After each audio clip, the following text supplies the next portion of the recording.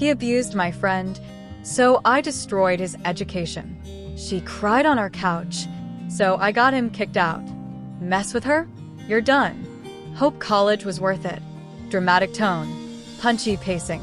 He shoved her, left her with a bruise so big she cried herself to sleep on our couch. And when I heard what he'd done, my blood ran cold.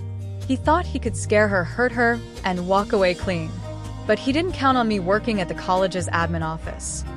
He didn't know I had access to everything he needed to stay in the country. And when I was done, he didn't just lose her. He may have lost everything. If you've ever wanted to serve justice to someone who hurt someone you love, really hurt them, then hit that like button, subscribe, and get ready. Because this is the story of how I turned a creep's college career into a cautionary tale without ever raising a fist. Let's rewind. Back when the internet still ran on dial-up and people were just figuring out chat rooms, I was a college student at my local junior college. Cheap, convenient, and honestly, a pretty decent place to start figuring life out. I had recently moved in with my girlfriend. Let's call her Lucy. We were trying to save money, combining rent, groceries, all that broke college couple logic.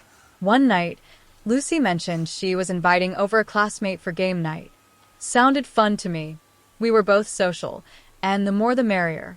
That night, our tiny apartment was alive with snacks, laughter, and those cheap fold-out chairs that were way too unstable for Uno tournaments. And guess what? Her classmate turned out to be someone I actually knew from high school, Sarah. We weren't besties or anything, but we'd had a few classes together and always got along. I remember thinking, wow, small world. After that, Sarah became a bit of a regular. She came over for dinner, game nights, movie marathons, you name it. She had this sweet, kind energy, never overbearing, always brought a snack or drink, and just fit right in.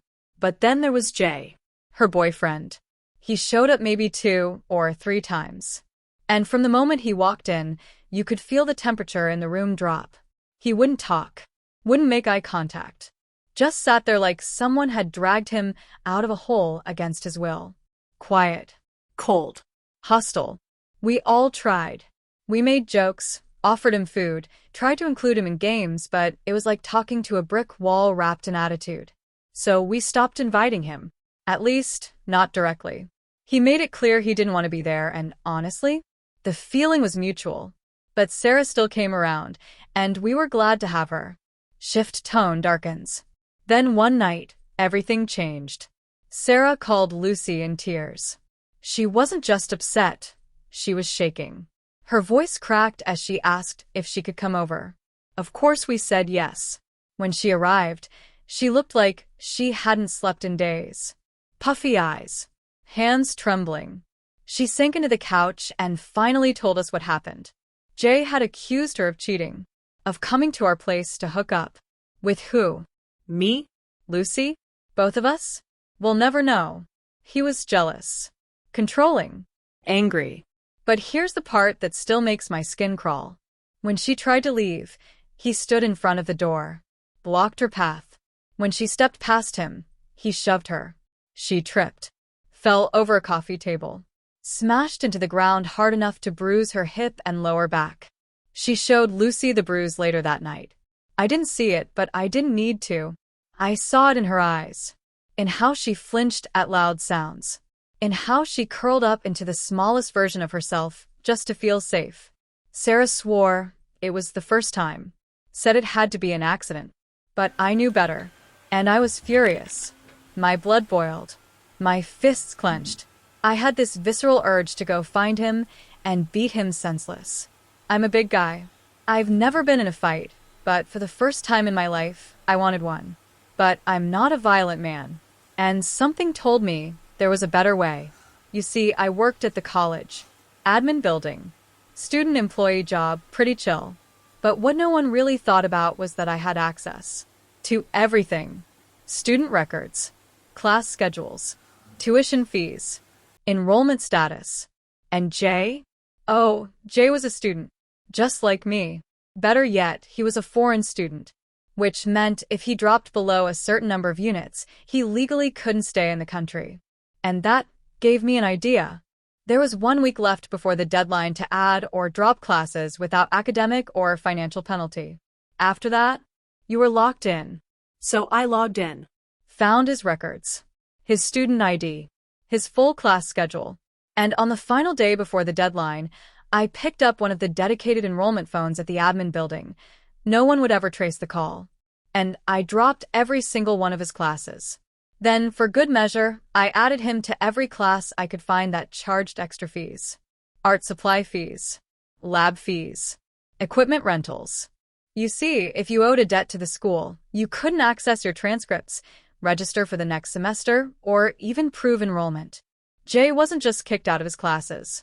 He was now enrolled in classes he'd never signed up for and owed money for all of them. And best of all, I did it right under his nose. The following Tuesday, Sarah had English class. Jay was in that class too. Or, at least, he was supposed to be. She walked in nervous, eyes scanning the room. And sure enough, Jay was standing. Because someone new was sitting in his usual seat. The class was overbooked. The professor called roll. And guess who wasn't on the list? Jay tried to argue. Said he was enrolled. Demanded to be let in. But the professor had the official roster. And Jay's name? Nowhere to be found.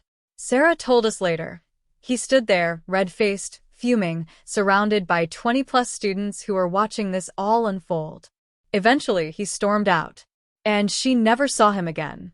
Weeks later, I checked his student record. All the classes with fees had been dropped.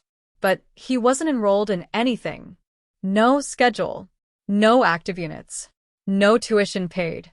I don't know for sure what happened after that. Maybe he went back home. Maybe he tried to re-enroll. Maybe he faced consequences way beyond what I'll ever know. But I do know this. He never touched Sarah again. And he sure as hell never walked into that class. Sometimes justice isn't loud. It's not fists. It's not yelling. Sometimes it's a quiet phone call. A few keystrokes. A student ID number. And a line that should never have been crossed. You hurt someone I care about? You lose access to the life you're trying to live. If this story gave you chills, hit that like button. Subscribe for more stories where karma shows up early and angry. And tell me in the comments, what would you have done in my place?